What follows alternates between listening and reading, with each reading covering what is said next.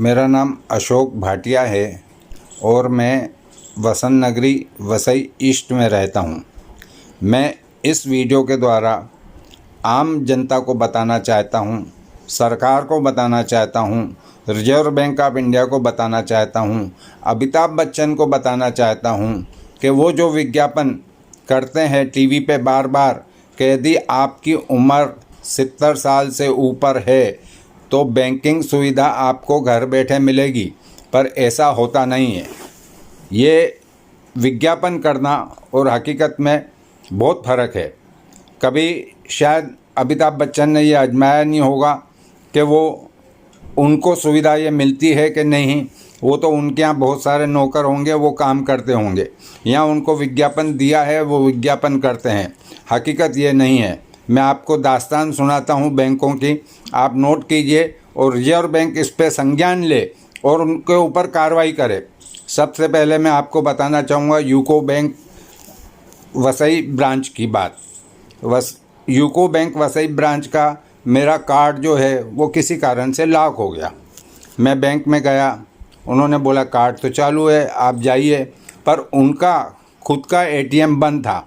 मैं दूसरे एटीएम में गया, वो बंद था। ये लॉकडाउन के कारण बता रहा हूँ मैं, लॉकडाउन में मुझे धक्के खाने पड़े थे। फिर मैं दोबारा उनके पास गया कि साहब ये कार्ड तो आपने बताया चलता है पर चल नहीं रहा है। बोले अच्छा हम आपको दूसरा कार्ड दे देंगे, आप कल आ जाइए। मैं कल गया, उन्होंने दूसरा कार्ड दिया। फिर वो कार्ड देने के बाद बोला, मैंने पूछा ये कब चालू होगा? बोले ये आप परसों आइए, हम आपको चालू करके देंगे। फिर मैं परसों गया, लॉकडाउन के अंदर, आज से 3-4 महीने पहले की बात बता रहा हूँ। उन्होंने फिर जो है बोला नहीं अभी चालू नहीं हुआ, आप फिर कल आइए। यानी लॉकडाउन में मैं उनके पास में धक्के खाते रहूं। मेरी उम्र भले ही क्या भी हो, मेरे 72 साल उम्र है और कोई बीमारी ऐसी नहीं है जो मुझे ना हो। मुझे ब्लड प्रेशर है, डायबिटीज़ है, मेरा हार्ट का वाल्व जो है चेंज किया हुआ है और भी कई बीमारियां हैं। प्रोस्टेट की तकलीफ़ है, बाथरूम हर आधे घंटे में जाना पड़ता है, परंतु बैंक वालों को कोई हमारे ऊपर रहम नहीं है। अमिताभ बच्चन जी भले ही कितनी भी विज्ञापन करते हों, परंतु कोई बैंक वाला सुनता नहीं है। फिर आखिर मैंने बैंक वालों को धमकी दी कि मैं अपना सब कुछ यहाँ से पैसा निकाल लूँगा, खाता बंद करा दूँगा, पर उनके ऊपर कोई ही असर नहीं हुआ। उनका एटीएम तो बंद ही रहता है हमेशा यूको बैंक का। फिर ठीक है, पंजाब एंड महाराष्ट्र बैंक के आइए, उनका तो सवाल ही नहीं उठता। हमारा पैसा डूबा हुआ था, लाने के लिए जाना था, कोरोना काल पूरी चरम सीमा पे था। मुझे अपने दामाद को बम्बई से बुलाना पड़ा, जो दामाद जाके बैंक में से पैसे लेके आए। तो ये हालतें हैं। और अमिताभ बच्चन जी बोलते हैं कि 70 साल से ऊपर वालों की घर बैठे सेवा मिलेगी। अब ये हो गया, ICICI बैंक का मेरा कार्ड जो है बैंक वालों ने लॉक कर दिया। डेबिट कार्ड को चालू करवाने के लिए मैंने फ़ोन करा तो मैनेजर बोलते हैं कि तुमको तो यहाँ आना पड़ेगा। आखिर हम किसी प्रकार से बैंक तक पहुँचे, उन्होंने कार्ड तो चालू करवा दिया। मैंने उनको याद दिलाया कि अमिताभ बच्चन जी ये विज्ञापन करते हैं कि आपको 70 साल से ऊपर हो तो आपको बैंकिंग सुविधा घर बैठे मिलेगी, पर उन्होंने बोला कि हमारे पास में आजकल बहुत भीड़ है, आदमी नहीं है।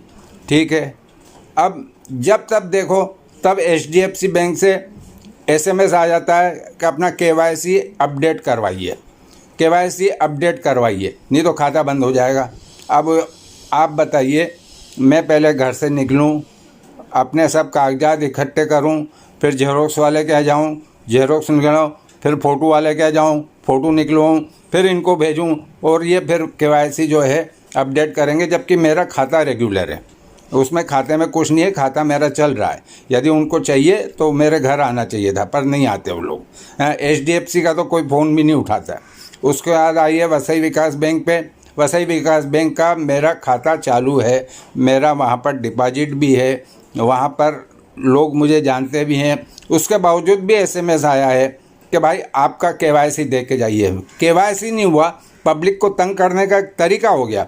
और हर बैंक वाले के पास में अपने ग्राहक का उम्र लिखा रहता है, फ़ोन नंबर लिखा रहता है, पता लिखा रहता है, उनको जाके उनको घर पे सर्विस देना चाहिए, परंतु बैंक वाले कभी भी मुड़ने वाले नहीं हैं। वो आपको, आपकी उम्र 70 साल है, 72 साल है, 75 साल है, 80 साल है, पर आपको वो दुखी करेंगे। मेरे को बैंक वाले एक उदाहरण बता दें कि हमने जाके ये घर पे सर्विस दी है। यहाँ तो लॉकडाउन लगा हुआ है, घर से बाहर निकलने और ख़ास करके डायबिटीज़ और ब्लड प्रेशर के मरीजों को मना किया हुआ है कि इस उम्र में आपको बाहर नहीं निकलना है, परंतु वो लोग मजबूर कर देते हैं। हमें भी आखिर जो है ब्याज का पैसा चाहिए, नहीं तो हमारा घर नहीं चलेगा, तो मजबूरी में बैंक में जाना पड़ता है। और यदि कोरोना काल हो गया, मैं आपको इसके द्वारा सूचित करता हूँ कि मेरे को जो ये बैंकों में जाना पड़ रहा है, उसके कारण यदि मुझे कोरोना हो गया और कोई तकलीफ़ हुई तो उसके हर जाने की जिम्मेदार ये बैंकें होगी। इन बैंकों को जो है मेरे को पूरा खर्चा देना पड़ेगा, मेरे बीमारी का और मेरे तकलीफ़ का। आपसे निवेदन करता हूँ, रिजर्व बैंक संज्ञान ले। रिजर्व बैंक केवल कागजी कार्रवाई करता है और कुछ इसके अलावा कुछ नहीं है। हमारे वित्त मंत्री जी निर्मला सीतारमन जी ने भी कई बार कहा है, परंतु वो दिल्ली में बैठी हैं, उन्हें ये छोटी छोटी बातों का ध्यान नहीं कि बुजुर्ग लोगों को कितनी तकलीफ हो रही है। बताइए, हमारे यहाँ पर सीनियर सिटीजन एसोसिएशन है, Vasai east senior citizen association, वो बेचारे उसमें से 19 लोग इस कोरोना काल में अभी तक मर चुके हैं। आप बताइए सीनियर सिटीजन की कितनी बुरी हालत है। और ये बातें केवाईसी चाहिए, केवाईसी चाहिए, काय का केवाईसी चाहिए? तुम आदमी को घर पे भेजो, देख के आओ ये आदमी यहाँ पर रहता है कि नहीं, फर्जी नाम से तो नहीं रहता है वगैरह कुछ है। आपको केवाईसी इसीलिए चाहिए ना, कोई फर्जी खाता तो नहीं है। वो आके हमारा पैन कार्ड चेक करके जावे, वो आके हमारा घर का पता चेंज करके जावे, वो हमारा आधार कार्ड देख के जावे। हाँ, आदमी भेजो तुम। केवाईसी केवल तुम SMS कर देते हो और अपने एयर कंडीशन ऑफिस में बैठे रहते हो। मैं दोबारा अमिताभ बच्चन जी को भी बोलता हूँ कि वो ऐसा विज्ञापन करना छोड़ दे, जो झूठा विज्ञापन है उसको विज्ञापन करना छोड़ दे। ये विज्ञापन मिथ्या है, झूठ है। अब इससे ज़्यादा तो मैं और कुछ नहीं बोल सकता। जो भी है सरकार को ध्यान देना चाहिए।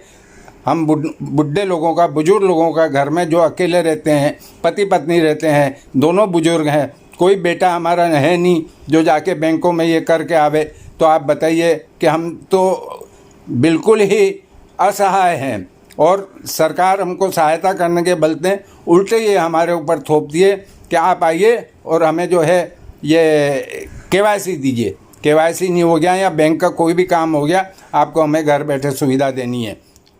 धन्यवाद।